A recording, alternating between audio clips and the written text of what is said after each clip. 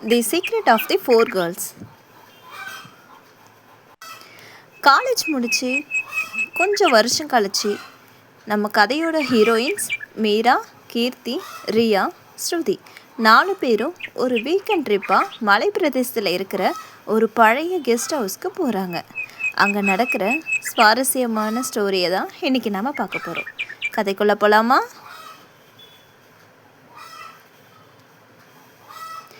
மீரா பயங்கரமான படபடப்பு பார்ட்டி.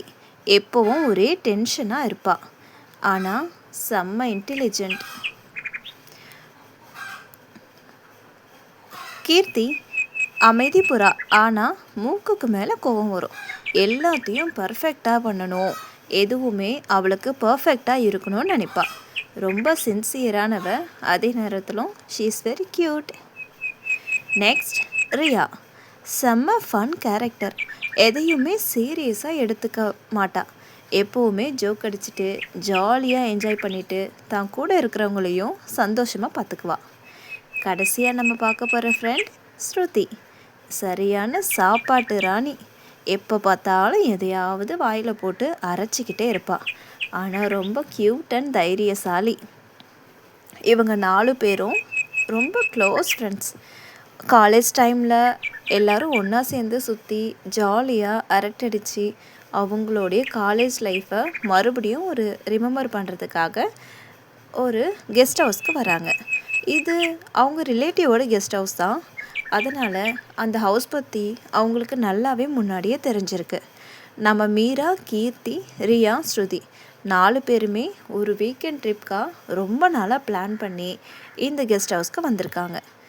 ரொம்ப ஜாலியாக அந்த ஹவுஸில் தங்கி டீ குடிச்சிக்கிட்டே அந்த மலை பிரதேசங்களை பார்த்து ரசிச்சுக்கிட்டே இருக்கிற நேரத்தில் தான் நம்மளுடைய சாப்பாட்டு ராணி ஒரு பெட்டியை பார்க்குறா. அந்த கெஸ்ட் ஹவுஸ் ரொம்ப நாளாக யாரும் யூஸ் பண்ணாமல் இருந்துச்சு. இவங்க 4 பேரும் வந்ததால் அதுக்குள்ளே என்ன தான் இருக்குது அப்படிங்கிற ஒரு க்யூரியாசிட்டி நம்ம சாப்பாட்டு ராணிக்கு இருந்துச்சு. அதனால் அந்த பெட்டியை எடுத்துகிட்டு வந்து அதை பற்றி மற்ற ஃப்ரெண்ட்ஸ்கிட்டையும் சொல்லி என்ன தான் இருக்குன்னு ஓப்பன் பண்ணி பார்க்கலாம் அப்படின்னு பார்க்குறாங்க.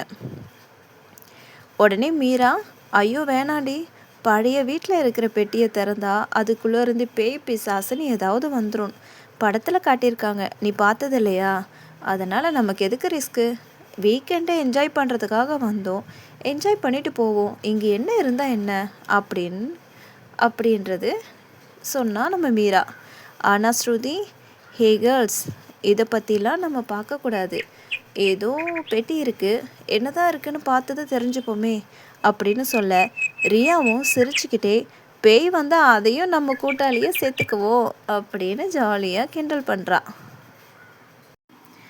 இவங்க 4 பேருடைய ஜாலியான கமெண்ட்ஸ் எல்லாம் முடிஞ்சதுக்கப்புறமா இந்த பெட்டிக்குள்ளே என்ன தான் இருக்குன்னு பார்க்குறதுக்காக நம்ம சாப்பாட்டு ராணியோடைய ஆர்வம் தாங்க முடியாமல் எல்லாருடைய சம்மதத்தோடு அதை ஓப்பன் பண்ண தயாரானாங்க.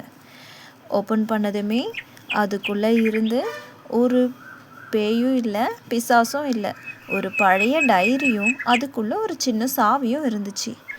உடனே கீர்த்தி, ஹே இங்கே பாருங்கள், இதில் ஒரு டைரி இருக்குது, இது என்ன எழுதியிருக்குன்னு படிப்போம் அப்படின்னு சொல்ல மற்ற எல்லாருக்கும் ரொம்ப ஆர்வமாக இருந்தது. இது ஒரு பெரிய ட்ரெஷரோட ஏதாவது லிங்க் இருக்குமோ, என்னதான் இருக்குன்னு படித்து தான் பாரேன் அப்படின்னு சொல்லி இதை படிக்க ஸ்டார்ட் பண்ணுறாங்க. இதை படிக்கிறவங்களுக்கு அதிர்ஷ்டம் இருந்தால் இந்த கெஸ்ட் ஹவுஸ் பின்புறமாக இருக்கிற பெரிய ஆலமரத்துக்கு கீழே ஒரு புதைக்கப்பட்டிருக்கிற ஒரு உண்மையான பரிசை கண்டுபிடிப்பீங்க. ஆனால் அது தேடி போகிறதுக்கு முன்னாடி நீங்கள் நால்வரும் உங்களுடைய மனசுக்குள்ளே இருக்கிற ஒரு பெரிய உண்மையை உங்களுடைய ஃப்ரெண்ட்ஸ்குள்ளே நீங்கள் சொல்லி ஆகணும். சரியான உண்மையை சொல்லலைன்னா அந்த புதையல் மறைஞ்சிரும், இல்லைன்னா அந்த பரிசு உங்களுக்கு கிடைக்காது. அதனால் உண்மையை மட்டும்தான் சொல்லணும் அப்படின்ற குறிப்பு அதுக்குள்ளே இருக்குது. இதை பார்த்ததும் 4 பேரும் ஒருத்தருக்கு ஒருத்தர் பார்த்துக்கிட்டாங்க.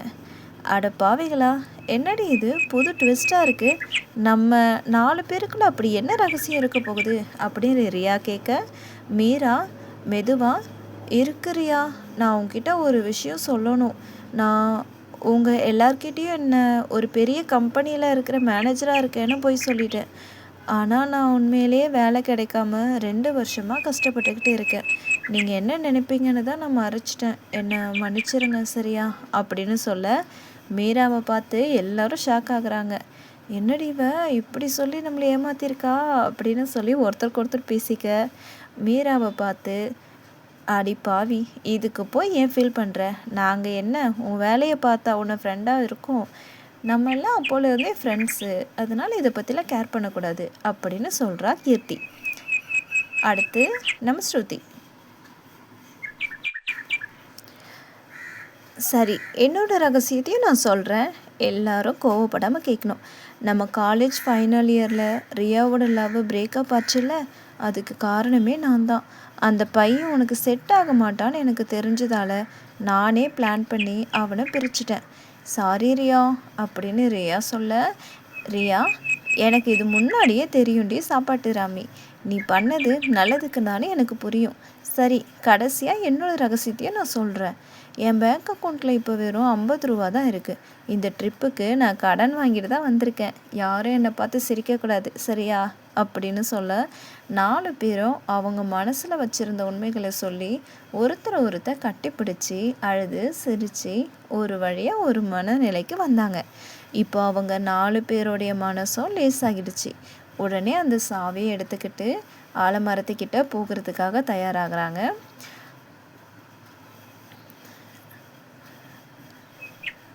ஆலமரத்துக்கு போனதுமே அங்கே எங்கே இவ்வளோ பெரிய இடத்துல எங்கே அந்த பெட்டி இருக்கும் அப்படின்னு சொல்லி ஒருத்தருக்கு ஒருத்தர் பார்த்து பேசிக்கிறாங்க. ஆளுக்கு ஒரு இடமா நோண்டி பார்க்கலாம் அப்படின்னு சொல்லி ஆளுக்கு ஒரு கும்பு எடுத்து தனித்தனியாக தோன்றதுக்காக தயாராகிறாங்க. அதுக்கப்புறம் ஒரு இடத்துல டங் டொங்குன்னு சவுண்டு கேட்குது. அடடே, கேர்ள்ஸ் எங்கே கவனிங்க, இங்கே தான் சவுண்டு கேட்குது. அப்போது இங்கே தான் எங்கேயோ புதையல் இருக்கும், வாங்க வாங்க எல்லோரும் ஒன்றா சேர்ந்து இந்த இடத்துல பார்க்கலாம் அப்படின்னு சொல்ல 4 பேரும் சேர்ந்து ஒரே இடத்துல புதையலை தேடி பள்ளத்தோன்றாங்க. ஆஹா, இங்கே பார்த்தியா, ஏதோ ஒரு பெட்டி தெரியுது. இந்த பெட்டிக்குள்ளே கண்டிப்பாக பெரிய புதையலாக இருக்கும். செம்ம ஜாக்பாட் தான் நமக்கு இல்லை. நம்ம பாட்டுக்கு என்ஜாய் பண்ண வந்த இடத்துல இப்படி ஒரு ட்விஸ்ட்டு இருக்குன்ட்டு நம்ம நினைக்கவே இல்லையே. சூப்பர்ப்பா, வீட்டுக்கு போனதுமே 4 பேர் நல்லா செட்டில் ஆக போகிறோம் அப்படின்னு சொல்லி ஏகப்பட்ட கதை அடிக்கிறாங்க இந்த 4 பேரும். அந்த பெட்டிக்குள்ளே அப்படி என்னதான் இருக்குன்ட்டு ஒருத்தருக்கு ஒருத்தர் பார்த்து ஷேரிங் பற்றிலாம் பேசி ஒரு முடிவு எடுத்துக்கிறாங்க. அதுவும் பெட்டியை திறக்கிறதுக்கு முன்னாடியே. பெட்டியை திறந்ததும் தான் தெரியுது அதுக்குள்ளே ஒரு கண்ணாடி இருக்குது. கண்ணாடியை பார்த்து 4 பேருக்கும் கொஞ்ச நேரத்தில் பேச்சே வரலை. அட என்னடா இது, இதில் ஏதோ புதையல் இருக்குன்னு பார்த்தா முகம் பார்க்குற கண்ணாடி இருக்குது, என்னடி இது அப்படின்னு சொல்லி சிரிக்கிறாங்க. உடனே கீர்த்தி சொல்கிறா, புரியுதுடி, நாம் ஒருத்தருக்கு ஒருத்தர் உண்மையை சொல்லி நம்மளோட ஈகோ பயம் எல்லாத்தையும் உடைச்சிட்டோம். இப்போது இந்த கண்ணாடியில் தெரிகிற நம்ம 4 பேரோட உண்மையான நட்பு தான் உண்மையான புதையல். உடனே ரியா, ஏண்டி இதை சொல்லவா இவ்வளோ பில்டப்பு, சரி விடு, 4 பேரும் சேர்ந்து ஒரு செல்ஃபி எடுப்போம் அப்படின்னு சொல்கிறாங்க. உண்மையான நட்பு அப்படிங்கிறது நம்ம யார் முன்னாடியும் முகமுடி போடாமல் நாம் இருக்கிறது தான். இந்த 4 தோழிகளோட கதை உங்களுக்கு பிடிச்சிருக்குன்னு நினைக்கிறேன். பிடிச்சிருந்தா உங்களுடைய பெஸ்ட் ஃப்ரெண்ட்ஸோடைய நேமை கமெண்ட் செக்ஷனில் சொல்லுங்கள். உங்கள் பெஸ்ட் ஃப்ரெண்ட்ஸ்க்கு கமெண்ட்ஸில் டேக் பண்ணுங்கள். நம்ம சேனலுக்கு சப்ஸ்கிரைப் பண்ணுங்கள். அடுத்து ஒரு சூப்பரான கதையில் பார்ப்போம். அது வரைக்கும் டாட்டா பை பை.